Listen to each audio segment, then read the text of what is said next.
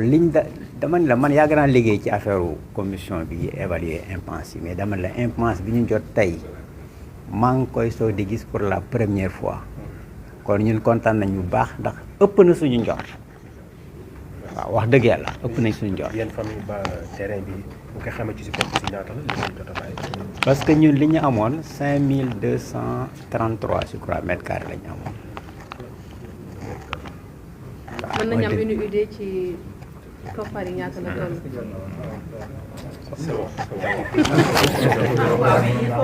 non il faut au moins mu estimer ko tey. waaw léegi.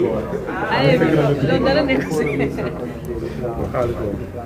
Bon, je profite de votre antenne pour remercier d'abord le préfet parce qu'il n'a ménagé aucun effort pour que les impactés puissent être payés.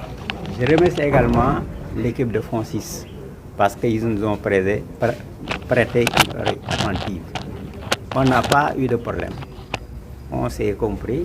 Quand la situation a été un peu floue, il y a eu une rencontre qui a eu lieu avec le préfet et tous les acteurs et la situation a été débloquée. Aujourd'hui, nous sommes vraiment contents parce que c'est la première fois qu'une impense d'un montant pareil puisse être payée. Parce que moi, j'ai travaillé longtemps dans la commission départementale de recensement des impenses. Et c'est la première fois que je vois un tel montant. On est très satisfait. Merci beaucoup. Quelle est la superficie? On va avoir une idée de la superficie. Bon, la superficie pour la famille de Fogaraba était estimée à 5233 mètres carrés. Maintenant, pour les journalistes, il faut retenir que l'assiette entière, ça fait 6 hectares. Ok. C'est comme si l'assiette bien 6 hectares. Là, que se partage maintenant comme 5 familles. 5 familles qui partagent. Ça c'est bon à savoir. Madame, voilà, il y a une vous me piégez quoi? C'est bon. Ok, c'est bon.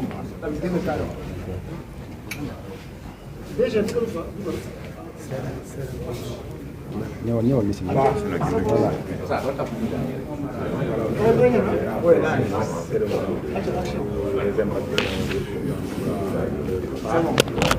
Comment s'est déroulé tout ce travail? Voilà, nous remercions le bon Dieu de nous avoir permis de venir à bout de ce processus qui a été long, j'allais même dire semé d'embûches, mais aujourd'hui, nous rendons grâce à Dieu d'avoir procédé ce matin à la remise effective et officielle des chèques aux différentes familles impactées de l'assiette qui donc accueille le grand projet de construction de l'hôpital El Hadji Malick Sy de Tivaouane. C'est le cas donc de remercier toutes les parties prenantes, à commencer par les personnes impactées, qui ont fait preuve de beaucoup de patience, de beaucoup de compréhension, mais aussi de beaucoup de responsabilité. Parce que, figurez-vous, aujourd'hui, c'est aujourd'hui qu'ils reçoivent leur indemnité, alors que le projet pour lequel ils sont indemnisés est à sa phase terminale. Ça, c'est jamais vu. Pour moins que ça, on a vu des populations se soulever, procéder à des blocages, mais ces personnes-là ont toujours fait montre d'une grande patience et d'une grande compréhension. Donc c'est le cas vraiment de les remercier. Remercier également le FONSIS qui a donc mené de main de maître ce processus-là jusqu'à aujourd'hui donc aboutir à ce parachèvement-là. Je ne manque pas également de remercier le maire de la commune de Tivaouane également qui a joué sa pleine partition pour non seulement procéder à la mise à disposition de l'assiette, en termes de délibération, mais également à l'accompagnement des différentes familles impactées. Aujourd'hui, donc, nous sommes très heureux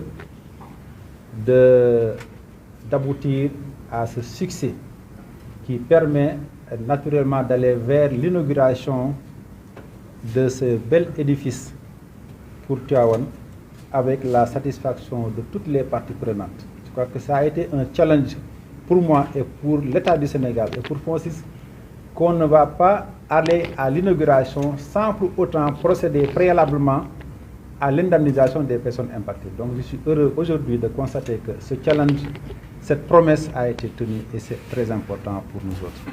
Voilà donc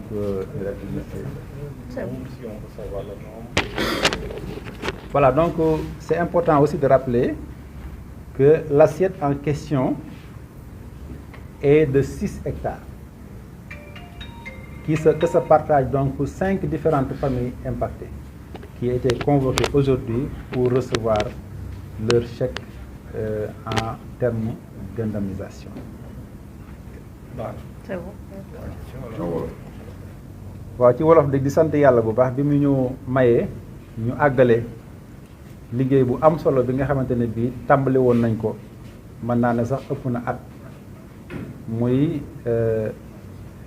di tabax hôpital bu mag ci Tivaouane hôpital Seydil Hadji Malick Sy mu nag amoon volet bu am solo mooy ñi nga xamante ne bi ñoom moomoon suuf sa ñu waroon leen dàmp loolu nag boobu ba léegi ñu ciy liggéey ba yàlla tey la def mu sotti yoon bu gudd la nag yoon bu yàgg la yoon bu métti la mais tey yàlla sottal na ko loolu nag ñu ngi ciy gërëm yàlla mais aussi di ci gërëm ñi nga xamante ne bii ñooy famille impacté yi mooy borom suuf yi nga xamante ne bii dañoo mas a ànd ak dal ànd ak tey mais aussi gëm aussi li leen état di wax li leen administration di wax moo tax tey jii dégguleen leen fenn ñuy manifester wala ñuy naan dañuy bloquer liggéey ba wala ñuy def leneen ndax tey jii bu ma leen nee tey lañ jot seen ndàmpaay te pourtant projet ba tàmbali nañ ko tabax ba mu toll nii àgg na loolu xam nga kenn mësu koo gis bu doon feneen la wala bu doon ñeneen la tey jii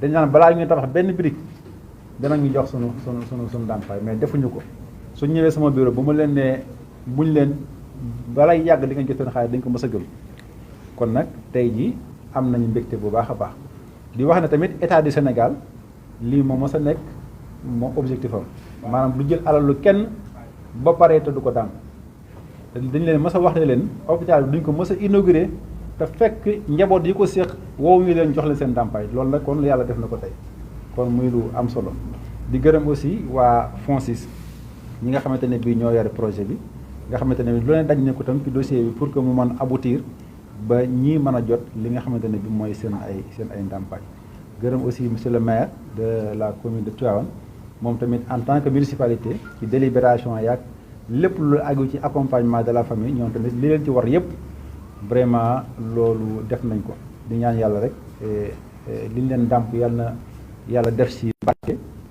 yàlla na leen jig su ko defee nag ñun ñëpp tey danañ am féexu mën a jublu ci inauguration hôpital bu ko yàlla tuddee te duñ am benn xëy na xaar ma yàlla ak kenn fekk na ñi ci am yëpp àq jox nañ leen seen àq loolu moo doon sunu objectif te yàlla defal nañu ko tey. juróomi famille yi nga xam ne ñoo seq mbir mi yëpp tey jii jot nañu seen ndàmpaay am na ki nag koo xamante ne bi yàlla dafa def mu jiitu ci diggante bi yàlla def ci moom li gën waaye loolu nag xam nga mbirum yoon rek am na yoon bu ñu teg famille bi pour que ñu wut ay këyit yi ci war su dajee rek dinañ leen jox li nga xamante ne bi moom mooy waaye segam ak lépp moom génn nañ ko ba teg ko de côté kon loolu dañ jàpp ne mbirum këyit la waaye moom yëf yi déjà mu ngi fi te am na ci sax kenn ci waa këram ñu teewoon fii ba ñu waxtaan ak moom ci fànn boobu kon ñi ñëpp mën nañ na jot nañu fàttali aussi ne suuf si tamit ñu tolloon ci 6 hectares yoo xamante ne bi 5 familles ñoom ñoo ko séq kenn ku ne tey jii kon jot nga li nga xamante ne bi moom la état diggante woon ak yow. est-ce que mën na xaar balaa gàmm hôpital bi dina ko def. waaw loolu nag mënu ma ci prononcé wu parce que am nañu yoree projet bi di ci dox FONSIS déjà mu ngi nii je sais que daal ñu ngi ciy liggéey te bu dee lu mën a nekk la moom ñoom seen objectif la waaye nag mbirum santé tamit du nekk lu ñu yàkkamti parce que dañuy bëgg itam balaa ñu koy tàmbali la ci aju lépp ci wàllu matériel aju ko ci wàllu ay conditions loola daje amaana mën na xat mais bu xatee tamit ñu xam ne jël temps bi war pour am hôpital bu baax bu jag moo gën yàkkamte ko ba delloo ko te fekk ne waxtu woo jotul.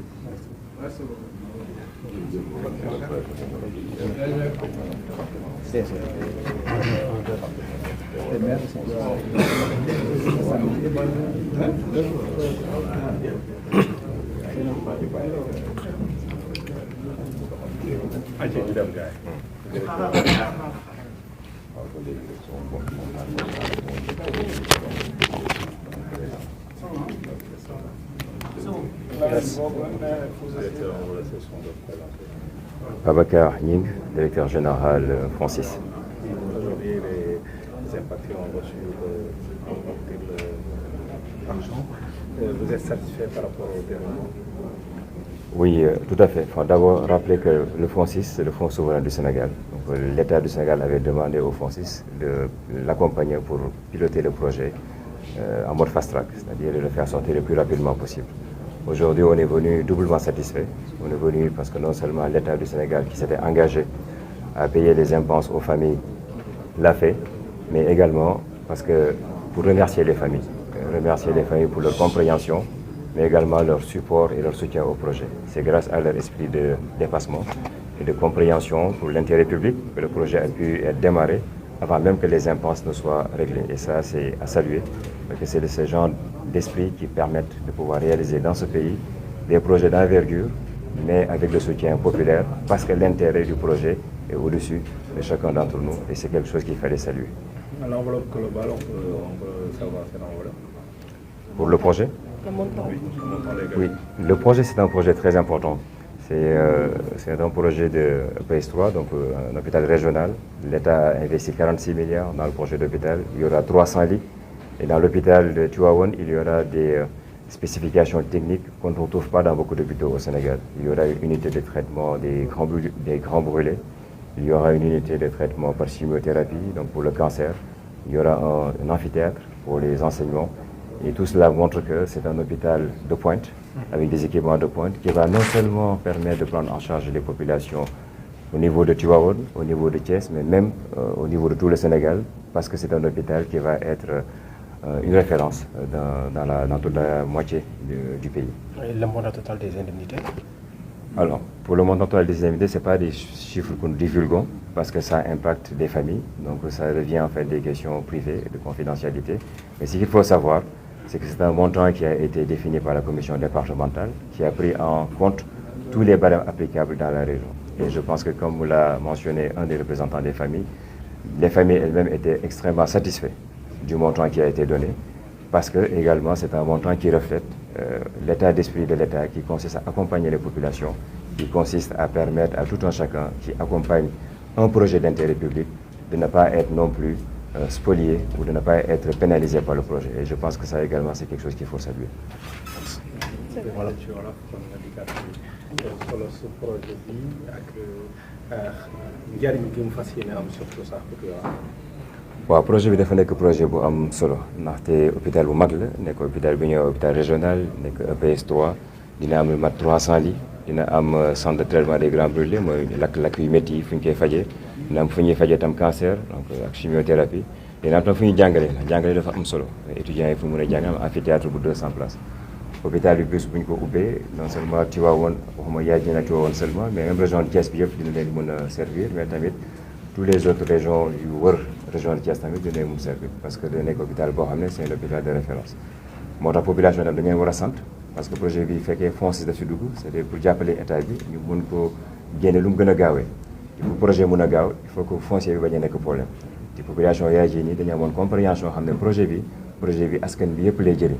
projet bi waa Sénégal yëpp lay jëriñ mun nañ ne sax mun ne même les pays voisins moo tax ñu nangu woon ne bàyyi état bi tàmbali projet bi door projet bi sans ñu fay leen seen impasse voilà boo la xoolee fu ñu toll nii projet avancé na trop te léegi lañ doog a fay impasse yi te population yi kaasuñu si yàquñu si mais au contraire dañu doon jàppale di ñu xelal ba pare ubbi dalal gan yi fi doon ñëw di liggéey si projet bi vraiment defe naa loolu c'est jikko bu rafet la boo xam ne dañ ko war a dañ ko war a souligner parce que projet Sénégal yëpp bu doon demee nii def naa retard yi ñuy wax si projet de loi. kon moom lañu jàpp ne ñi nga xam ne juróomi famille yi nga xam ne ñoom moom suuf yooyu tey jot nañ seen koppar seen ndàmpaay. waaw tey ñoom ñëpp jot nañ seen ndàmpaay am na su koo xam ne dafa wàcc liggéey balaa ndàmpaay bi di génn kooku waaw ñu koy hérité ñoom incha allah ñoo ngi liggéey ak ñoom pour bu tribunal defee liggéeyam ba certificat d'hérité ak yeneen dossiers yi génn moom tax mu mun jot ña ndàmpaay. ndax mën nañu xam ne retardé un peu la remise des clés de l'hôpital. lu retardé. la remise des clés des travaux de finition. non mënuñ wax ne travaux bi dafa tardé mais en tout cas daal am nañ yaakaar bëgg nañ def lépp mooy objectif bi mu projet bi mën a génn balaa at bi di jeex loolu mooy objectif bi comme ni ko sànq préfet rappelé projet lu si am solo mooy qualité. projet kenn waru ko yàkkamti ndax ay affaire u date kese mais qualité dafa am solo ndax boo xoolee hôpital bi bu ubbee war na mën a fonctionner lu mat ay 30 ans wala 40 ans wala 50 ans sax moo jël hôpital bu mel ni Dantec ça fait 100 ans moo ngi fonctionner moo tax ñun tamit état bi ak ministère de la santé dañu ne waa FONSIS foo ngeen dugg si pour ñaari yëf mu gaaw mais benn ànd ak qualité nekk hôpital boo xam ne day nekk de standard international ba pare permettre Tivaouane nga xam ne dëkk boo xam ne day màgg tout le temps mun a hôpital boo xam ne dina ko gunge si ay at yu bëri moo tax qualité dafa am solo si ñun. d'accord léegi nag sax ci salle bi ngeen ni jagleel nañ ko tamit benn pàcc boo xam ne c'est la mère ça concerne la mère et l'enfant ndax ñoom dañu am lu ñu leen jagleel lu particulier ci hôpital bi. waaw am na lu ñuy woowee pôle mère enfant mooy maanaam daal lépp loo xam ne mooy service médicaux yoo xam ne dañ koy soxla jigéen buy matu ak bébé bu doog a juddu lépp lu ko wër dina am si hôpital bi si en matière de service ma tam équipement yi ak salle d'opération yi maanaam daal côté boobu hôpital dafa mat sëkk nga xam ne duñ soxlaati kenn dootul soxlaati jóge Tivaouane di dem yeneen régions yi wala di dem feneen pour pouvoir am service de soins yu ñuy waxee tout ce qui est pôle mère enfant. monsieur le directeur comme ni ñuy wax ne hôpital bi bu tijjee dina am impact hôpital Dabakh bi ci côté primary santé est-ce que dina am impact day yokk ci wala dafay am wàññi ci hôpital bi ni muy doxee. mun nga jaaral question bi. bon dafa am ñu wax ni hôpital bi bu tijjee. ñi nga xam ne hôpital Dabakh dina am ci impact ci ñëw ci wàllum li ñu doxee li ñu koy ñëw est-ce que day yokk département bi.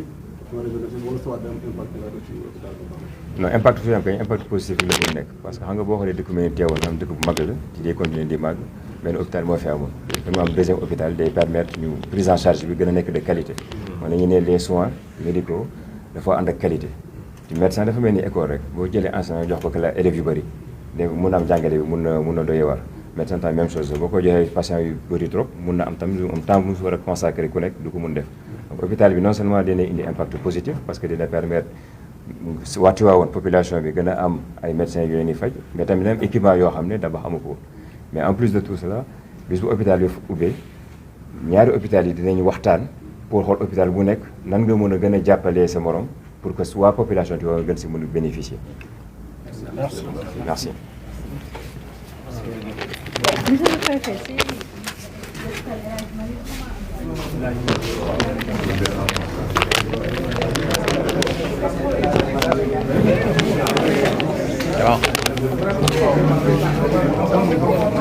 amoo fi micro bi sëriñ maa ngi lay ziar bu baax di ñaanal yaa ngi si jàmm alhamdulilah jàmm alhamdulilah di ñaanal